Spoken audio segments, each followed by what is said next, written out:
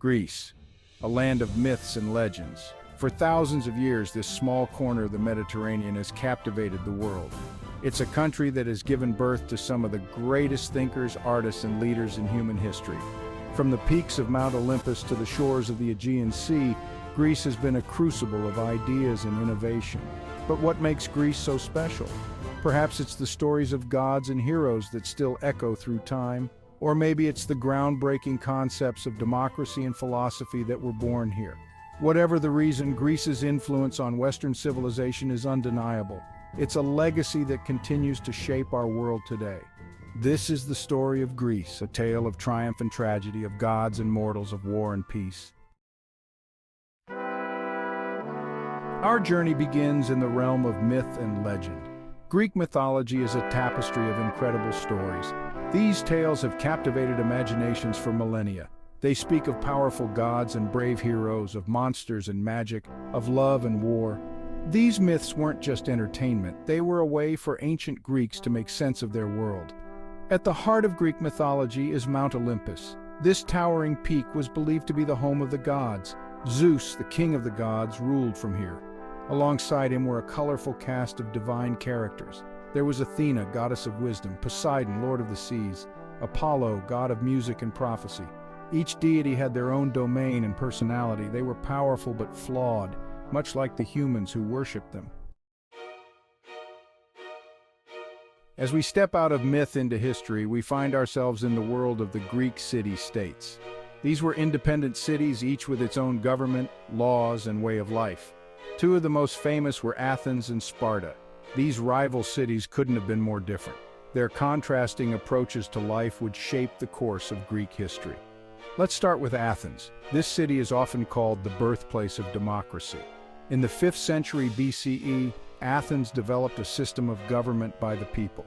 Every male citizen could vote on important decisions. They could serve on juries and hold public office. This was a radical idea at the time.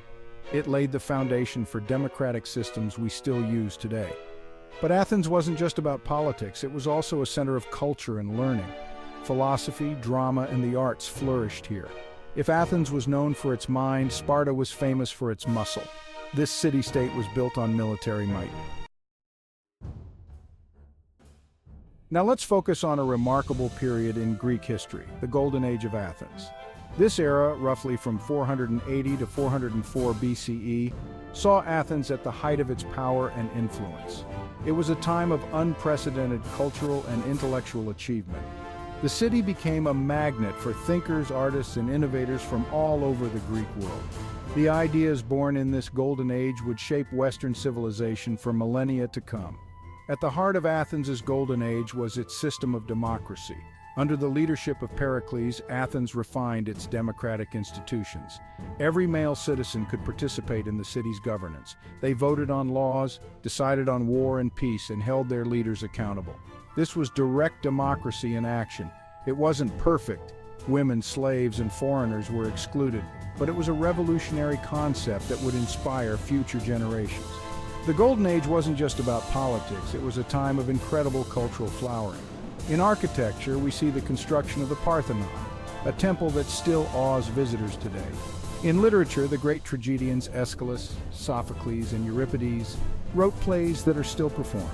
Comedy, too, flourished with the biting satires of Aristophanes. As the Golden Age of Athens faded, a new power emerged in the Greek world. From the northern kingdom of Macedon came a young ruler who would change the course of history. His name was Alexander, and history would remember him as the Great. Alexander's conquests would spread Greek culture far beyond its traditional borders. He would create one of the largest empires the ancient world had ever seen. Alexander was born in 356 BCE, the son of King Philip II of Macedon. From a young age, he showed extraordinary talent. He was tutored by none other than the philosopher Aristotle. At just 20 years old, Alexander became king after his father's assassination. He quickly proved himself a brilliant military strategist. He united the Greek city-states under his rule and set his sights on the mighty Persian Empire. What followed was a series of stunning military victories. Alexander led his army across the Hellespont into Asia Minor. He defeated the Persians at the battles of Issus and Gaugamela. He pushed on through Egypt, where he was welcomed as a liberator and founded the city of Alexandria. His conquests took him as far as India. The Hellenistic Period, a cultural melting pot. With Alexander's death in 323 BCE, we enter the Hellenistic Period. This era saw Greek culture spread far and wide across the known world. It was a time of great change and cultural mixing. Greek ideas, art, and language blended with local traditions from Egypt to India.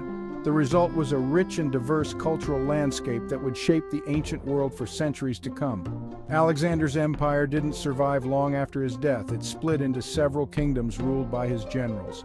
The most important were the Ptolemaic Kingdom in Egypt, the Seleucid Empire in Asia, and the Antigonid dynasty in Macedonia. These kingdoms became centers of Hellenistic culture. They built grand cities, established libraries, and patronized the arts and sciences. Alexandria in Egypt became particularly famous as a center of learning. One of the hallmarks of the Hellenistic period was its cosmopolitan nature. Greek became the common language of government and trade across a vast area. This allowed ideas to spread more easily than ever before. We see the rise of new philosophical schools like Stoicism and Epicureanism. These address the individual's place in a much larger world. As the Hellenistic kingdoms weakened, a new power rose in the West.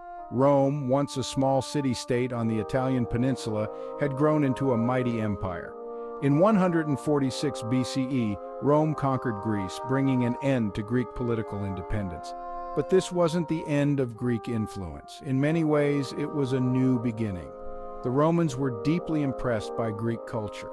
They adopted and adapted many Greek ideas, spreading them even further.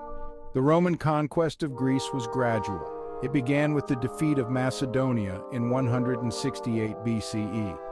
By 146 BCE, Greece was firmly under Roman control. The Romans dismantled the political structures of the Greek city-states, but they also recognized the value of Greek culture. Many Romans saw Greece as a source of sophisticated art, literature, and philosophy. They sent their children to study in Athens. Greek tutors were in high demand in Rome. This period saw a fascinating cultural exchange. As the Western Roman Empire crumbled, the eastern half, centered on Constantinople, continued to thrive. This became known as the Byzantine Empire. It was a Greek-speaking Christian empire that lasted for over 1,000 years. The Byzantine period saw the preservation and transformation of Greek culture within a Christian context. It would have a profound impact on the development of Eastern Europe and the Orthodox Church. The Byzantine Empire officially began in 330 CE when Emperor Constantine moved the capital from Rome to Byzantium, renaming it Constantinople. This new capital became a center of Greek culture and learning. The Byzantine Empire saw itself as the true heir of both the Roman Empire and Greek civilization. Greek remained the language of administration and high culture. Ancient Greek texts were preserved and studied in Byzantine schools and monasteries.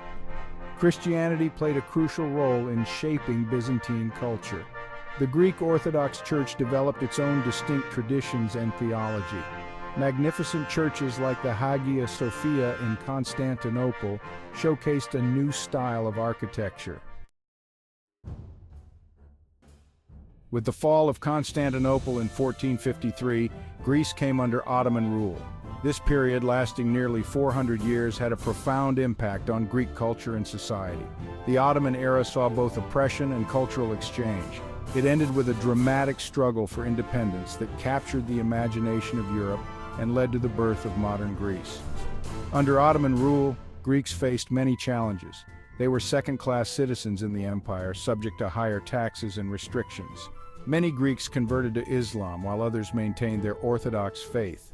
The Greek Orthodox Church played a crucial role in preserving Greek language and culture during this time. It was given a degree of autonomy by the Ottoman authorities. This allowed it to run schools and maintain Greek traditions. Despite the difficulties, some Greeks prospered under Ottoman rule. Greek merchants became important in the empire's trade networks. A Greek elite, known as phanariotes, rose to high positions in Ottoman administration. Greek communities in cities like Constantinople and Smyrna became centers of commerce and culture. This period also saw interesting cultural exchanges. Elements of Turkish culture, from food to music, became part of Greek life. By the early 19th century, ideas of nationalism were spreading across Europe. If you enjoy this video, kindly click the like button and subscribe to our channel for more historical videos. Thank you.